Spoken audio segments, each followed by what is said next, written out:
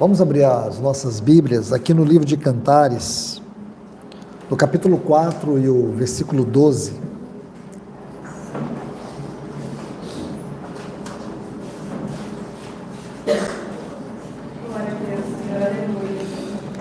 Cântico dos Cânticos, capítulo 4 e o versículo 12, está assim: Jardim fechado és tu, noiva minha, amada minha, manancial recluso, fonte selada. Meus amados irmãos e irmãs, o tema que eu quero tratar com vocês aqui está nessa palavra jardim. Meu encargo aqui é falar do jardim como um símbolo espiritual. Qual é o significado do jardim do ponto de vista de Deus? Quando você estuda o verdadeiro sentido daquilo que é o jardim, você precisa entender que esta é uma metáfora sagrada da mente de Deus. Nós vamos ver aqui numa breve exposição doutrinária sobre este símbolo espiritual. Porque aqui no livro de Cantares, e esse livro, Cântico dos Cânticos, eu gosto mais de usar a palavra Cântico dos Cânticos, mas às vezes quando eu dou uma derrapada, mas a palavra mais correta, que está bem próximo da coerência do texto original, é Cântico dos Cânticos. Que na verdade este tema, ele deveria ser assim: o cântico mais belo de todos os cânticos. É assim que está na Bíblia hebraica. E este livro, ele compõe aquilo que nós sabemos dentro da bibliologia como um dos livros poéticos, que começa ali em Jó, Salmos, Provérbios, aí nós temos Eclesiastes e Cântico dos Cânticos. Esses são os livros poéticos da Bíblia. Os livros poéticos, eles têm algumas finalidades, porém uma me chama a atenção, porque eles são livros de interpretações. Eles são livros que aprofundam a aplicação. Não vamos fazer aqui uma abordagem hermenêutica nem bibliológica desse livro, mas tomar esse texto e depois voltaremos a ele, porque nós temos dentro daquilo que nós podemos entender como o pensamento de Deus na sua palavra, o pensamento de Deus revelado na sua palavra, a figura do jardim em 4 cenas. 4 cenas. Então vamos olhar cada uma delas, para que nós possamos entender o que é realmente esse jardim como um símbolo espiritual. Qual é a verdade por detrás de tudo isso? Porque nós não podemos achar que isso aqui, essa declaração, é tão simples assim. Ela é extremamente gloriosa. Quando você estuda a primeira menção de jardim, está em Gênesis, lá no capítulo 2, versículo 8, quando diz que Deus plantou um jardim. E a última menção está no livro de João, no Evangelho de João, no capítulo 19, no versículo 41, quando diz assim: no lugar aonde Jesus foi crucificado, havia um jardim. Então, essas duas menções, elas já fazem uma conexão muito importante para nós. Porque quando Deus criou o homem, Ele colocou o homem num jardim. O que é um jardim para Deus? Dentro do nosso conceito de jardim, a ideia que se tem é que o jardim ele precisa ficar na frente da casa para todo mundo ver. No conceito oriental, não. No conceito oriental, o jardim ele ficava escondido dentro da casa, dentro do terreno da casa. Era algo que dizia respeito ao dono da casa e não para que as pessoas pudessem ver. Era o lugar do prazer, da meditação, da contemplação e da satisfação do seu dono. Então a nossa ideia de jardim, ela não está alinhada à ideia bíblica de jardim. Hoje o jardim para nós tem muito a ver com a aparência, em chamar a atenção para a nossa casa. No Antigo Oriente, jamais. O jardim, ele era exclusivo, ele era privativo. Ele não buscava chamar a atenção para a casa. Ele era o lugar aonde o seu Senhor buscava o desfrute. Então, para nós, É algo estranho essa ideia do jardim no sentido bíblico. Porém, esta é a ideia primitiva do ponto de vista de Deus. Quando Deus criou o homem, colocou no jardim, o jardim já existia. Não foi o jardim que foi criado para o homem, foi o homem que foi criado para o jardim. Nós vamos ver isso lá no livro do profeta Ezequiel. Porque no jardim aonde Adão e Eva foram viver, no jardim aonde Adão e Eva foram viver, um dia Lúcifer vivia. Isso está na Bíblia, irmãos, não é uma afirmação aleatória. Mas eu quero mostrar alguns pontos para vocês. Por favor, abra sua Bíblia comigo no Salmo de número 8. Esse salmo é muito importante. Salmo de número 8. Este salmo tem uma singularidade muito grande, irmãos. Esse salmo, ele é um dos salmos mais profundos de Davi. A beleza literária, poética desse salmo faz com que você observe que Davi, ele ignora propositadamente os acontecimentos de Gênesis 3 e ele revela o que era a criação e o homem antes do pecado. Eu vou tentar, o máximo que eu puder, aproximar a leitura dos versículos 1, 3 e 4, bem próximo do texto original. Ele diz: ó Senhor, quão magnífico em toda a terra é o teu nome, pois expuseste no céu a tua majestade.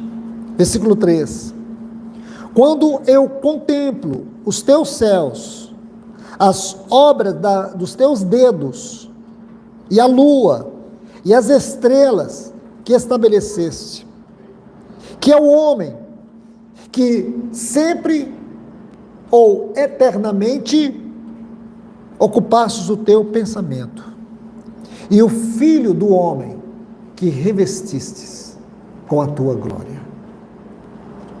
Então, quando você olha para esse salmo, a ideia que tem desse salmo é que quando Deus criou aquele jardim, lá em Gênesis capítulo 2, aquele jardim, ele era como que um espelho que refletia a presença do céu na terra. A ideia que você tem, especialmente aqui quando ele diz no versículo 1, Senhor nosso, quão magnífico em toda a terra é o seu nome, pois expuseste no céu a tua majestade. Esses dois textos, essas duas frases, quão magnífico em toda a terra é o teu nome, expuseste no céu a tua majestade. A ideia que tem a ver com a majestade de Deus no céu e o nome de Deus na terra, mostra que havia uma íntima proximidade entre o céu e o jardim. É como se o jardim refletisse o céu e o céu fosse como um espelho para o jardim. Havia essa união entre os céus e a terra. Isso é magnífico, irmãos. Quando você lê o texto que eu citei há pouco, embora não disse o capítulo e o verso, no livro do profeta Ezequiel, no capítulo 28, se você observar lá, no versículo 13 está assim: estava, falando de Lúcifer, estava no jardim de Deus. Lúcifer estava no jardim de Deus. É isso que diz, você pode até seguir os textos, e você vai ver que esse jardim, ele era cheio de pedras preciosas. Ele tinha um rio, que depois esse rio se dividia em 4 braços. Nós vamos ver isso depois com detalhes, porque é uma verdade por detrás de tudo isso, irmãos. Então vamos seguir na hermenêutica desse assunto. Então você vai observar aqui, que em Gênesis capítulo 2, versículo 8, Deus plantou um jardim, e diz assim: e pôs nele o homem. Essa frase, Deus plantou, não significa que foi algo instantâneo. Deus plantou e colocou o homem. Existe um processo, e Ezequiel capítulo 28 vai nos mostrar claramente isso, que havia esse jardim. Não haviam vários jardins, havia esse jardim. Esse lugar aonde os céus e a terra tinham essa harmonia, antes da queda, antes do pecado. Porque o propósito de Deus era que o homem que ele criou, a sua imagem, a sua semelhança, ele fosse o lugar da sua satisfação na terra. Aquele jardim era apenas uma metáfora da mente de Deus. Porque havia algo a mais que Deus buscava no homem. Porque o desejo de Deus era que o homem pudesse crescer em glória. À medida que ele pudesse crescer de glória em glória, ele chegaria a uma medida, a uma estatura, no processo da criação para a filiação. Só que, aquilo que o irmão Dever Fronk colocou naquele maravilhoso livro, O Supremo Propósito, aí você vai entender qual é a razão da queda, qual é a razão de Lúcifer, qual é a razão de cada um desses que ele chama de itens que compõem esse propósito de Deus, este supremo propósito de Deus. Então aqui, você vai observar algo, e deixe-me colocar aqui a primeira cena. Vamos entender agora a primeira cena desse jardim. A primeira cena começa a partir do capítulo 2 do livro de Gênesis.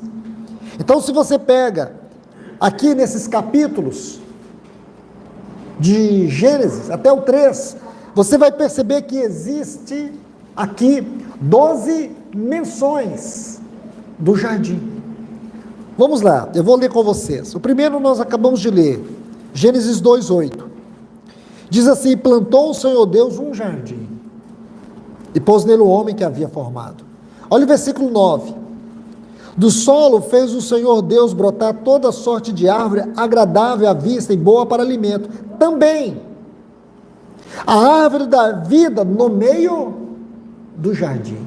Você precisa desses textos, que daqui a pouco a gente vai buscar luz sobre eles.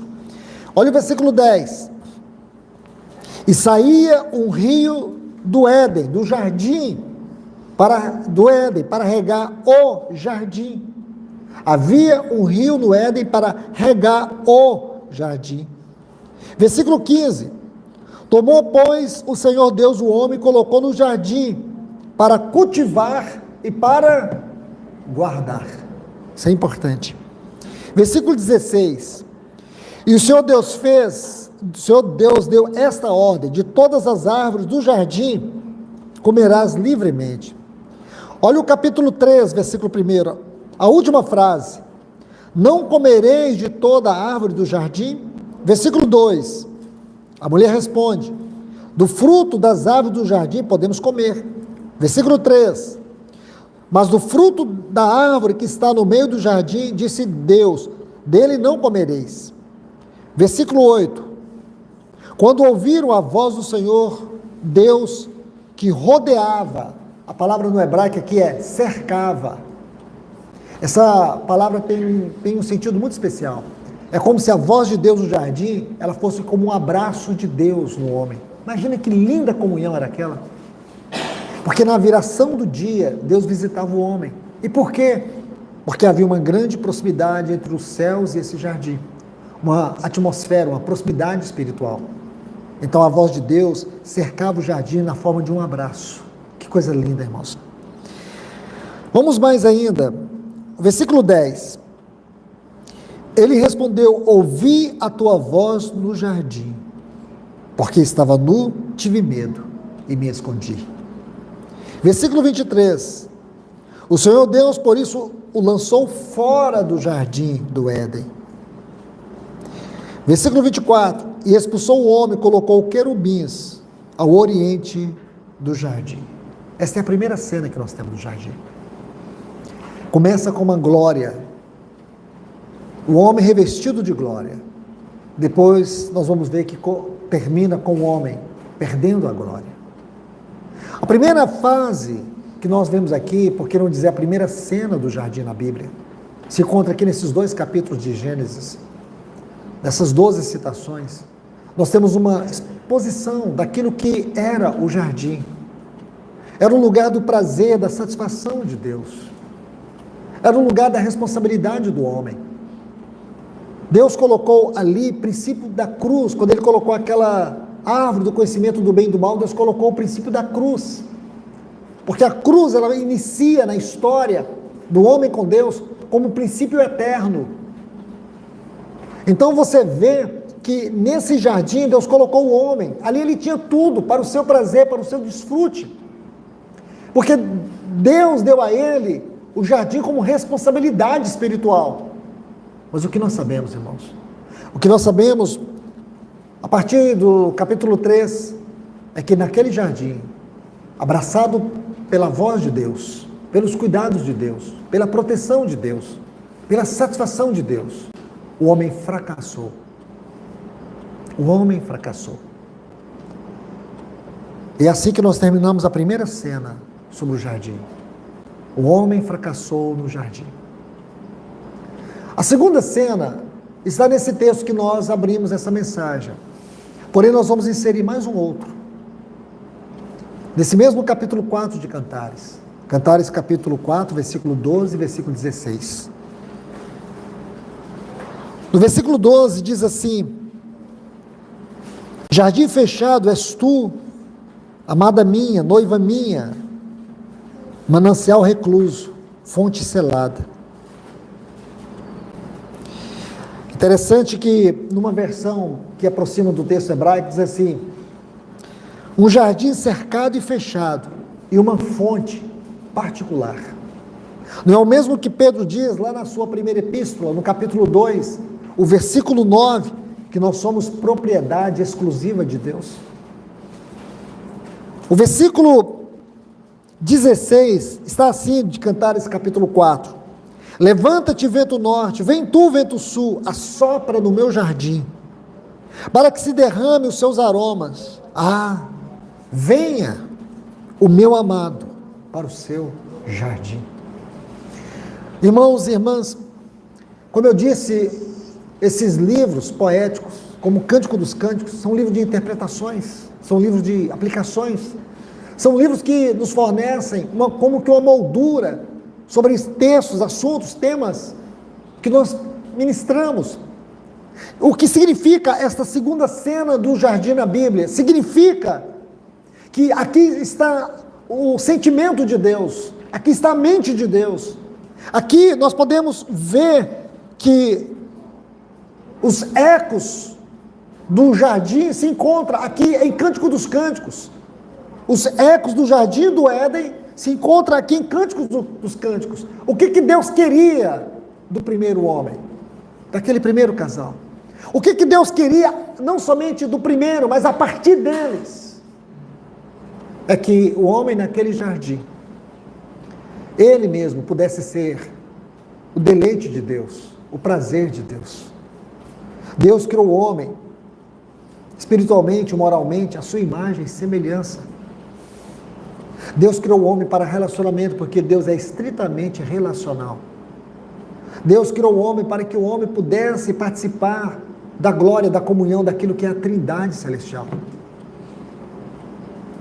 Irmãos, isso é extremamente maravilhoso. Aí você vê esses dois textos, jardim fechado, selado. Isso tem que falar tão alto ao nosso coração, irmãos. Sabe por quê?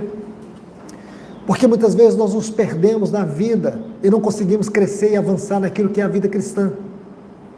Muitas vezes nós nem sabemos o que é vida cristã, achamos que vida cristã é vida religiosa, é vida de regras, é vida de normas. Nós muitas vezes reduzimos a vida cristã a uma vida institucional. Nada disso, irmãos. Vida cristã é um relacionamento profundo com Deus. Vida cristã é uma busca incessante para que Deus encontre em nós o lugar de satisfação, o lugar do seu prazer. Porque Deus perdeu naquele primeiro homem, ele perdeu o seu prazer. Você se lembra? Em duas situações, elas são significativas da vida do nosso Senhor. A primeira, irmãos, é quando ele está no batismo. Você lembra que o céu se abre e ali vem uma voz que diz assim: este é meu filho amado, este é o meu filho amado, no qual me comprazo. Sabe o que significa essa palavra comprazo? Isto é, este é o meu filho amado, no qual eu me emociono. Este é o meu Filho amado, no qual eu tenho nele todo o meu prazer. Sabe, irmãos, nosso Senhor Jesus, ele passou a ter uma natureza, ou uma substância na sua natureza que ele não tinha, a humanidade. Nosso Senhor Jesus, ele não era humano, ele era essencialmente divino. Mas por causa de nós, para nos salvar, ele tinha que fazer parte da nossa raça, mesmo sendo ela uma raça caída, ele veio fazer parte da nossa raça. Ele foi gerado pelo Espírito Santo no ventre de Maria. E sabe por quê, irmãos? Porque Deus perdeu a glória no homem. E deixa eu dizer algo para vocês. Amados irmãos e irmãs, o homem que Deus criou para que o homem pudesse participar da glória de Deus.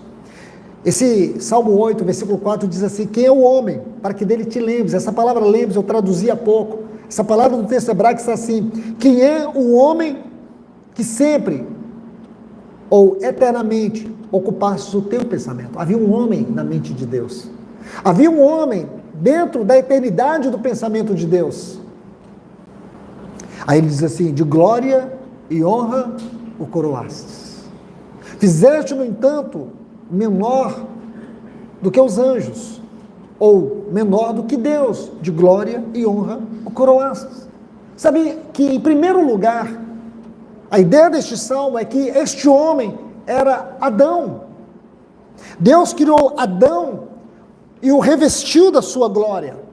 As vestiduras de Adão eram uma vestidura de glória. E quando Adão pecou, ele perdeu essa vestidura de glória, por isso ele se escondeu, porque ele viu que ele estava nu. E por que viu que estava nu? Porque ele perdeu a glória. De glória e honra o vestistes, ou coroastes, a palavra ali é vestistes. Por isso, Romanos diz que todos pecaram e carecem da glória de Deus. Existe algo na Trindade, isso é lindo, irmãos. Não é algo que está apenas restrito à Trindade, isso é didático. Significa que nenhum membro da Trindade, Pai, Filho e Espírito Santo, nenhum membro da Trindade vive para si. Cada membro vive para o outro. Há um outro detalhe, dentre tantos. Cada membro da Trindade vive em busca da satisfação do outro. Se um perde algo, sofre dano, vou colocar isso em linguagem humana, porque isso é impossível na Trindade. Mas nós temos que entender que quando aquele homem, criado à imagem e semelhança de Deus, ele conheceu o pecado, ele experimentou o pecado, ele perdeu a glória de Deus, ele perdeu a presença de Deus, ele foi expulso do jardim. De alguma forma ele expôs a glória de Deus ao opróbrio, a glória que estava nele. Você compreende isso?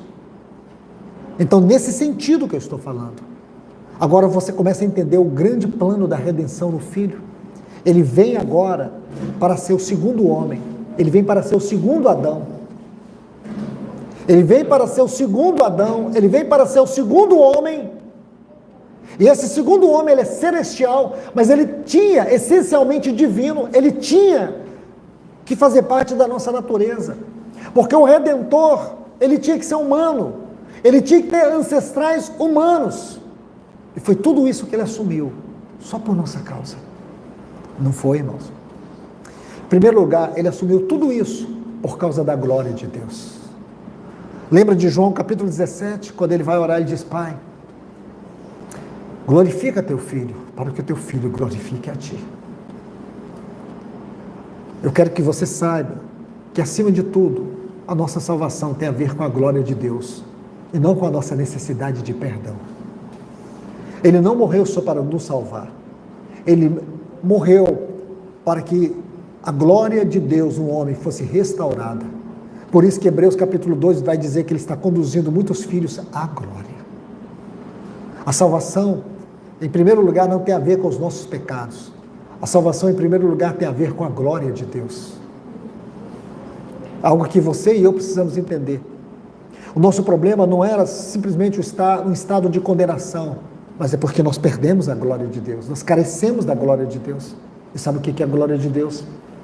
É claro que a definição mais elevada é aquilo que faz de Deus, Deus. Mas nós falamos da glória de Deus no sentido comunicável da palavra, no sentido da experiência da palavra.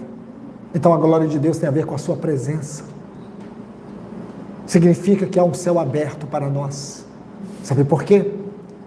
Porque o nosso Salvador, Ele está nos conduzindo à glória de Deus. Um cristão frio, um cristão indiferente não é cristão, irmãos. Não é cristão. Ele pode estar então com alguma doença, algum problema, precisa ser tratado, ser curado, precisa ser restaurado, precisa ser demonstrado, precisa ser exortado. Porque eu falo que uma das características do cristão é a alegria e a busca incessante pela glória de Deus na sua vida, pela face de Deus. Aquilo que Moisés ora lá no Sinai, quando ele entra para aquele seu tabernáculo, lembra disso? Êxodo capítulo 33, versículo 18, ele diz assim para Deus: mostra-me tua face. Sabe o que é isso, irmãos? É a necessidade da glória de Deus. Quando eu me refiro à glória de Deus, eu estou me referindo à sua presença. Porque a presença de Deus tem que ser real na minha vida. Vida cristã, a despeito de toda a sua complexidade pela nossa vida natural, é vida de satisfação, é vida de alegria na tristeza, é vida de abundância mesmo nas dificuldades, na pobreza. É a vida num plano mais alto, muitas vezes quando você se sente esmagado. Paulo coloca isso, irmãos, de uma forma tão estupenda, em 2 Coríntios capítulo 4, quando ele chega no versículo 7, ele diz assim, sobre o tesouro em vasos de barro. Temos, porém, este tesouro em vasos de barro, para que a excelência do poder seja de Deus, não de nós mesmos. Aí ele vai falar sobre sermos atribulados, as lutas, provações, as quedas, os fracassos, tudo isso podemos experimentar, porém nunca sermos destruídos. Nunca sofremos perdas permanentes, porque o cristão salvo, redimido pelo sangue de Cristo Jesus, à medida que ele vai caminhando, existem percalços, existe provas, existem tribulações, claro que sim, mas o caminhar dele é ascensional, não é um caminho para baixo, é um caminho para o alto. A cada dia, a cada momento, ele está crescendo, ele está avançando, ele está progredindo, ele tem algo a mais de Cristo, porque ele nunca vai se contentar com Cristo, ele sempre vai querer algo a mais de Cristo, porque ele sabe que existe algo melhor do que Cristo, mais de Cristo, mais de Cristo, mais de Cristo, nunca ficar com a medida. Isso é vida cristã, chama-se vida cristã ascensional. Isso tem a ver com a doutrina do jardim. Esse ponto é muito importante, porque aqui, nessa segunda cena, mostra o que nós somos, com a intenção perfeita e eterna de Deus ao criar o homem. Quando Deus criou, mas o homem fracassou. O homem fracassou, mas ele não tornou o propósito de Deus secundário, ou mesmo, ele não anulou o propósito de Deus. A queda não anula o supremo e eterno propósito de Deus. Aquilo que ele estabeleceu, ele vai alcançar. E a grande prova que nós temos é que Cristo veio, ele veio, e agora ele está nos conduzindo para esta glória. E aqui vamos para a terceira cena, porque nós precisamos agora olhar esses textos que fundamentam o que eu estou dizendo para vocês. João capítulo 18, versículo 1. São duas partes dessa segunda cena muito importante. Evangelho de João, capítulo 18, versículo 1.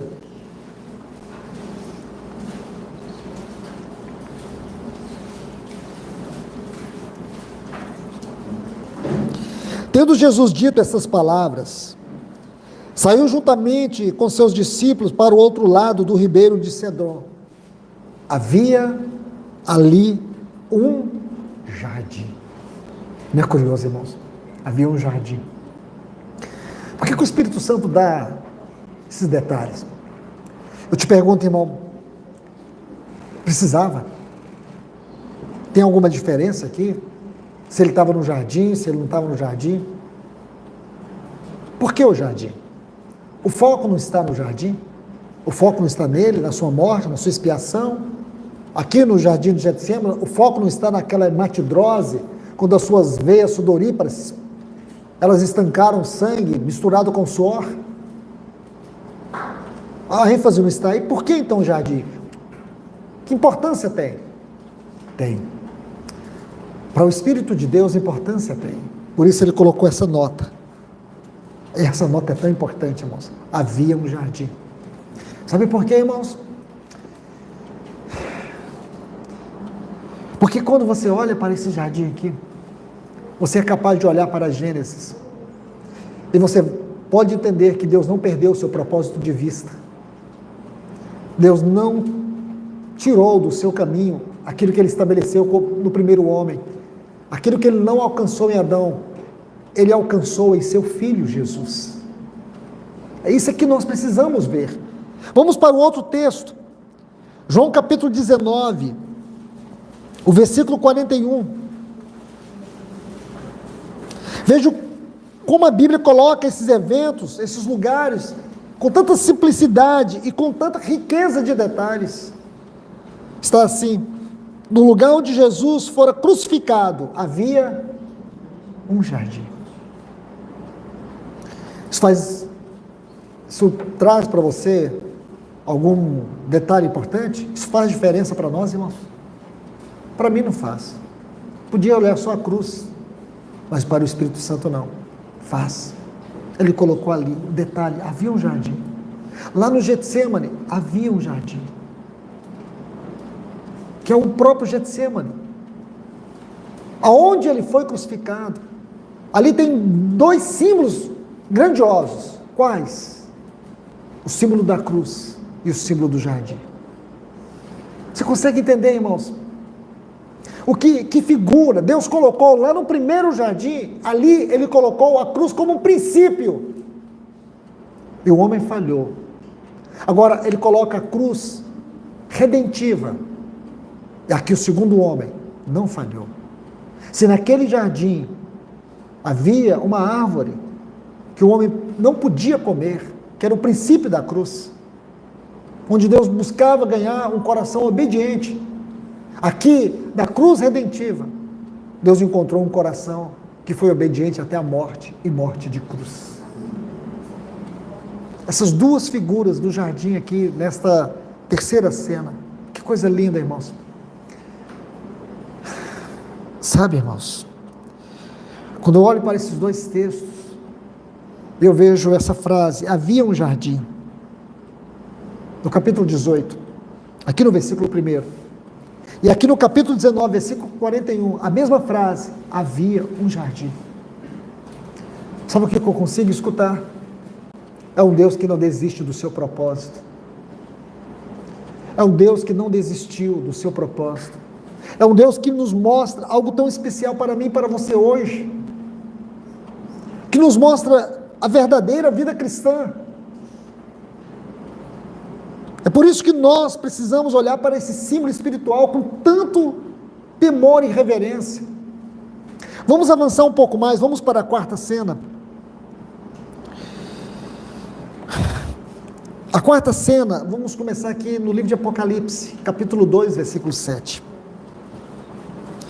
E toda esta quarta cena se encontra nesse capítulo, aliás, nesse livro de Apocalipse. Apocalipse capítulo 2, versículo 7, diz assim: ao vencedor, a parte B aí, dar-lhe-ei que se alimente da árvore da vida, que se encontra no paraíso de Deus. O paraíso é o jardim é o paraíso de Deus. Você consegue ver isso, irmãos? Lembra, lá no jardim do Éden, estava a árvore da vida. Você se lembra disso? Deus colocou essa árvore lá, e aqui ele está dizendo, nessa maravilhosa carta, que ele escreve à igreja de Éfeso: ao vencedor dar-lhe-ei que se alimente da árvore da vida que se encontra no paraíso de Deus.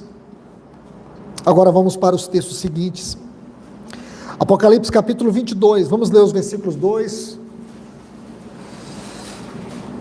Permita-me ler o versículo 1 e o versículo 2 e o versículo 14. O versículo 1 está assim: então me mostrou o rio da água da vida. Irmãos, esse rio da água da vida, você sabe que Apocalipse é a consumação da Bíblia. O que está em Apocalipse sempre estará em algum lugar na Bíblia.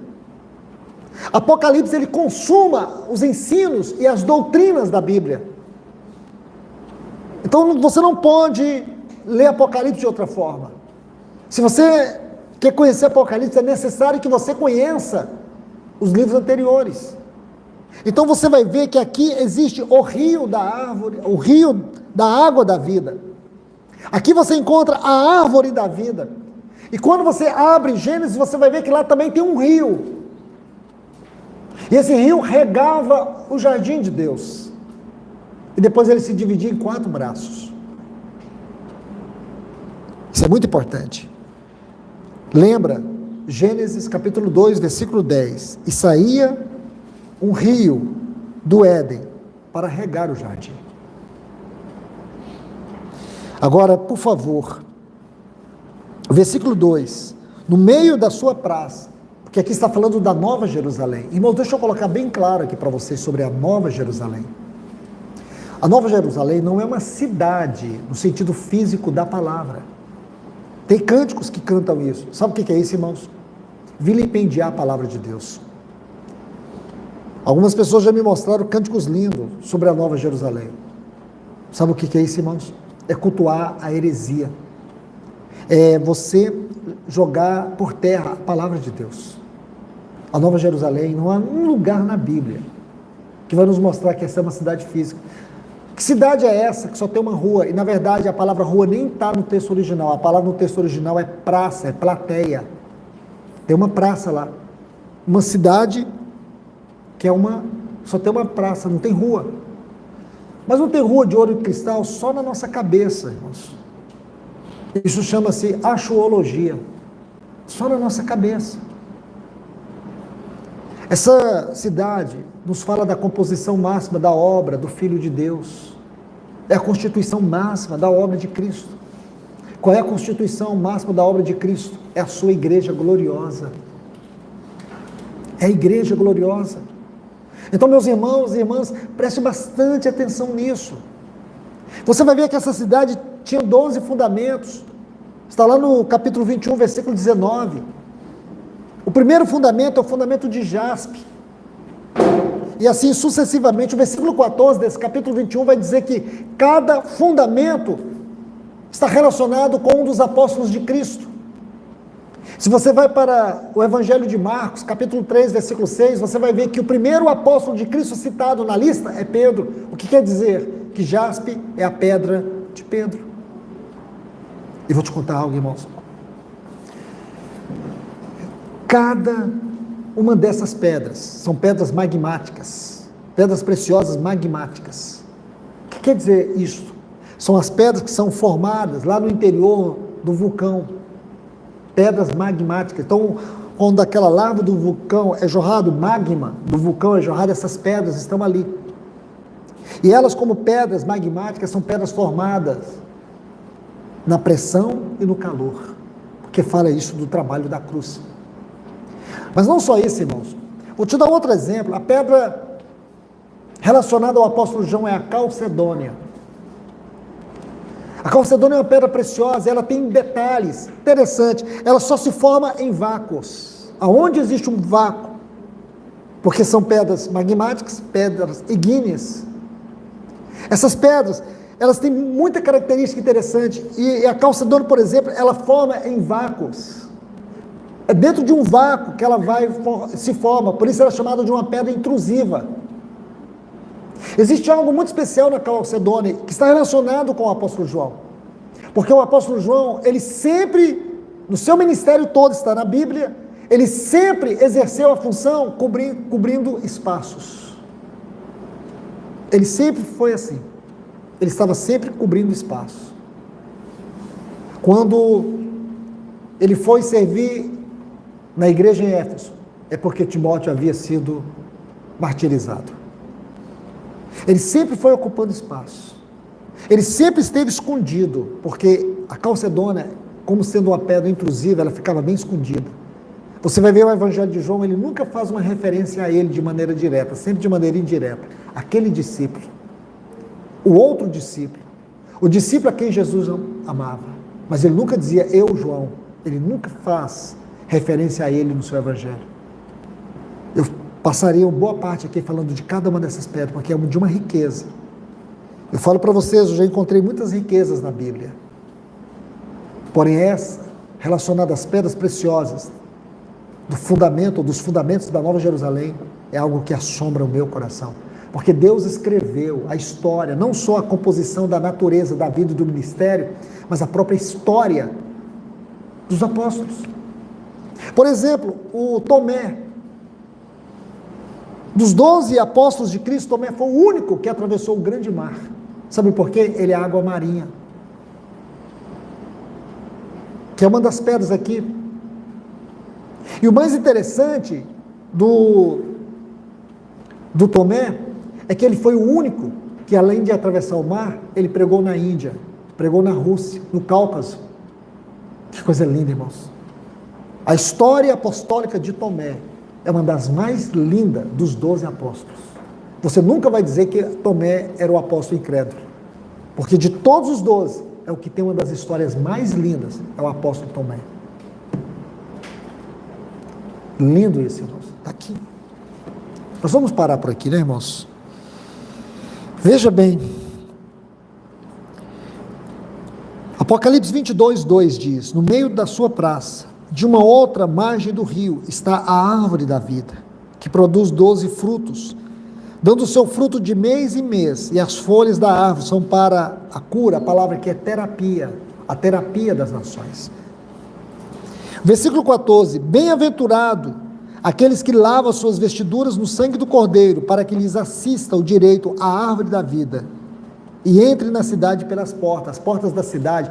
E esse é outro problema que alguns irmãos chegam para mim e dizem, aí Luiz, diz que entram pela cidade pelas portas.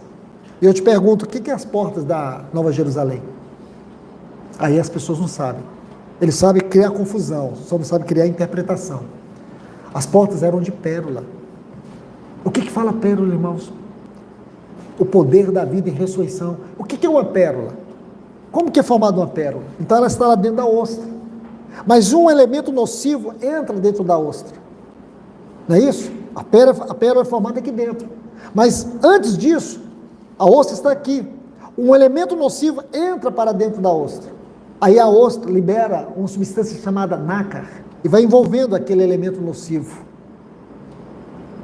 E é aí que a pérola se forma. Que milagre extraordinário da vida. Por isso que as portas da Nova Jerusalém, as portas são de pérola, porque fala do poder da vida em ressurreição. Nós éramos esse elemento nocivo, mas o que Deus nos fez? Ele nos revestiu da sua glória, por causa do poder da ressurreição de Cristo Jesus. Amém, Senhor. Glória a Deus. Então, irmãos, nessa última cena sobre o jardim, nós vamos ver que o jardim está intimamente ligado a essa cidade. Isso é maravilhoso, porque aqui nós vemos a grande interpretação daquilo que é o jardim na mente de Deus, que começa ali, daquele pequeno paraíso, e termina nessa grande, maravilhosa figura profética de uma cidade. E nós sabemos que essa cidade é a composição máxima de todos os filhos de Deus, de toda a igreja gloriosa. E é justamente isso que o Senhor deseja nos consolar com essa palavra. Entender, meus irmãos, que o que Deus está fazendo em nós, a obra que Ele está fazendo em nós, esse chamado a uma vida de intimidade, porque é disso que fala o jardim. Nós estamos vivendo esse tempo, e este não é um assunto para apenas apreciar, contemplar, mas é uma realidade que nós precisamos viver. Aquilo que está lá em Cantares, é a consciência que nós temos que ter daquilo que nós somos diante de Deus. Nós temos que ser o lugar do prazer de Deus. Nós temos que ser um lugar como um jardim de Deus.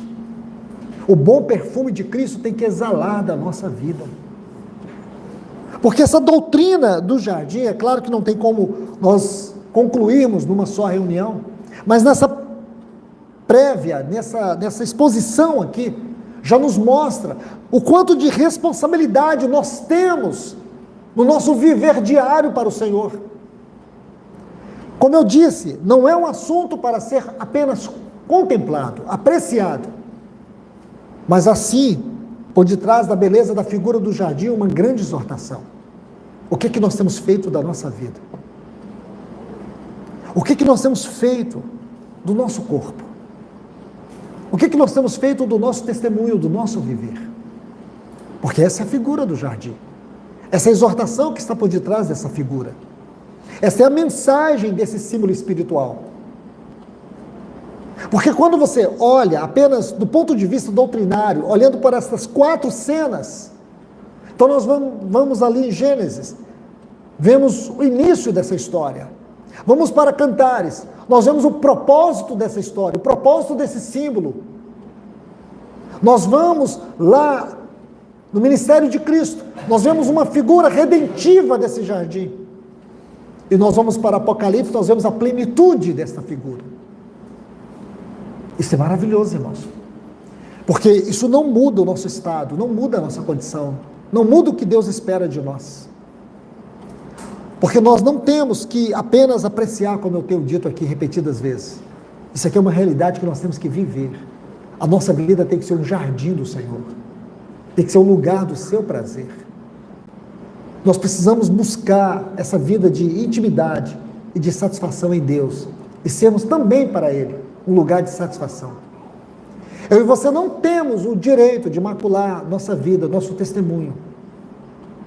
Aquilo que o nosso Senhor Jesus diz em 1 Coríntios capítulo 6, destruir o santuário de Deus, macular o santuário de Deus.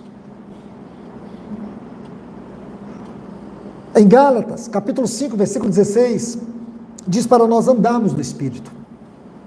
Em Efésios, capítulo 5, versículo 18, diz assim, para nós sermos cheios do Espírito. E nos 2 textos, o modo está no imperativo, é como que uma ordem. Então, para que eu possa ser cheio do Espírito, eu tenho que andar no Espírito. Não tem como eu andar no Espírito sem ser cheio, nem eu ser cheio se não andar. Essas 2 verdades caminham de forma paralela. É isso que nós precisamos cuidar, irmãos. Então, que o Senhor nos ajude, que nessa bela figura, que nesse tema que nós temos estudado aqui, na figura do jardim, o Senhor possa falar ao seu coração, mostrar a você a necessidade de ter uma vida cristã profunda em Deus. Porque aqui agora, nós teremos que olhar os outros aspectos que envolvem o jardim. Exclusividade, profundidade e tantos outros temas relacionados a essa maravilhosa figura e que tem tudo a ver com a nossa vida agora. Se a nossa vida não é um jardim do Senhor, o que ela está sendo? Hoje nós podemos, irmãos, hoje nós podemos comer, hoje nós podemos desfrutar do Senhor. Ele diz assim, quem de mim se alimenta, por mim viverá, porque essa árvore da vida, que é dada pelo Senhor, da sua própria vida derramada para nós, onde nós podemos comer dele, comer no sentido de alimentar dele na sua palavra, comer dele no sentido de alimentarmos da comunhão uns com os outros, no desfrute uns com os outros, desfrutar o Senhor nas orações, desfrutar o Senhor na adoração, na contemplação, na meditação. Tudo isso é um alimento de vida para nós, que nos cura, irmãos, que nos liberta. Porque nós temos sido uma geração extremamente atacada em nossas emoções, em nossa espiritualidade, nos nossos casamentos, nos nossos relacionamentos, em todas as áreas da nossa vida. E some-se a isso as grandes feridas que nós carregamos ao longo dos anos. Quantos de nós aqui, irmãos, não temos cicatrizes abertas na nossa alma? Quantos de nós aqui não carregamos dores profundas que você não tem coragem nem de falar para o seu cônjuge ou para a pessoa mais próxima de você? Quantos? Quantas feridas? Quantos abusos? Quantos desprezos? Quantos abandonos? quantas agressões. Mas eu quero te falar uma coisa. O chamado do jardim para nós é o chamado de uma vida profunda e exclusiva para o Senhor. E aqui está o lugar da sua libertação e da sua cura. É você deixar que o Senhor encontre em você o lugar do prazer dEle. E a única forma do Senhor encontrar em nós o lugar do seu prazer é termos uma vida quebrantada, rendida e derramada aos seus pés. Amém. Amados irmãos, eu não quero cansá-los mais. Eu sei que esse é um assunto maravilhoso. É um assunto que requer ainda muito da sua exposição, mas que o que tem sido ministrado aqui, possa Deus tomar e falar muito mais ao seu coração. Que Ele possa ir muito além dessa palavra em cada um de nós aqui. Que Deus nos abençoe.